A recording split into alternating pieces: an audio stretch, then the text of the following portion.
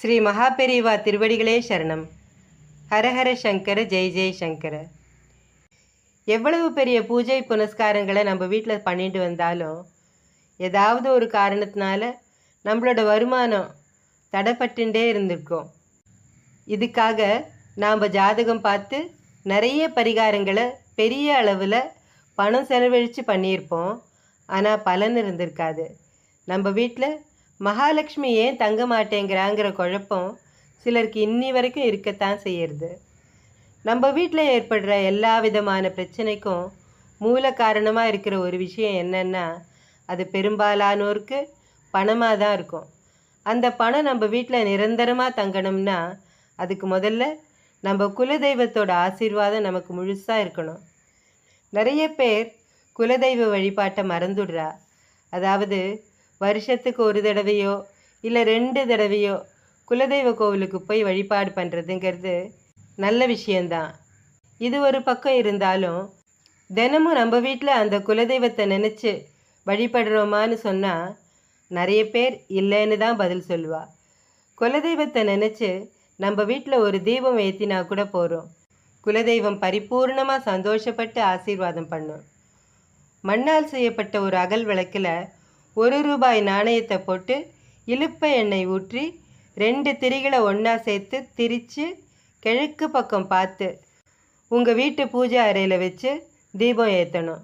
அந்த தீபத்தை ஏற்றுறப்போ உங்கள் குலதெய்வத்தோட பேரை உங்கள் மனசுக்குள்ளே உச்சரிச்சுட்டே ஏற்றுறது அவசியம்.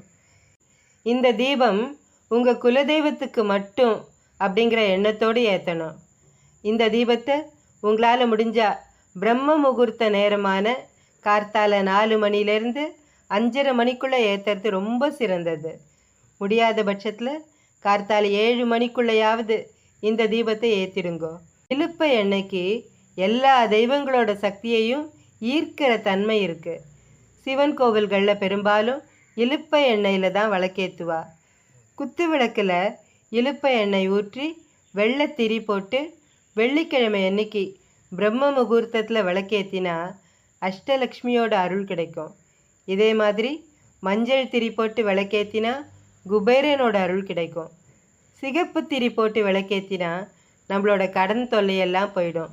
இப்படி இலுப்பை எண்ணெயில் முறையாக தீபத்தை ஏற்றுறப்போ நம்மளால் நல்ல பலன்களை பெற முடியும்.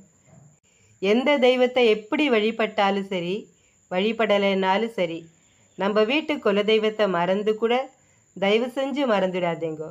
ஏன்னா என் சந்ததிக்கு எந்த விதமான கஷ்டங்களும் ஏற்படாமல் காப்பாற்றணும் அப்படின்னு நம்ம முன்னோர்கள் காலம் காலமாக வழிபட்டு வர தெய்வந்தான் குலதெய்வம். இப்படிப்பட்ட குலதெய்வத்தை மறக்கிறதுங்கிறது நம்ம குடும்பத்துக்கு நல்லது இல்லை.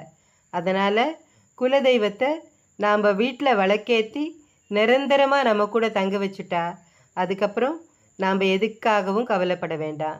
நம்மளை நம்ம குலதெய்வம் அழகாக வழி நடத்திட்டு போகும். ஸ்ரீ மகாபெரிவா திருவடிகளே சரணம்.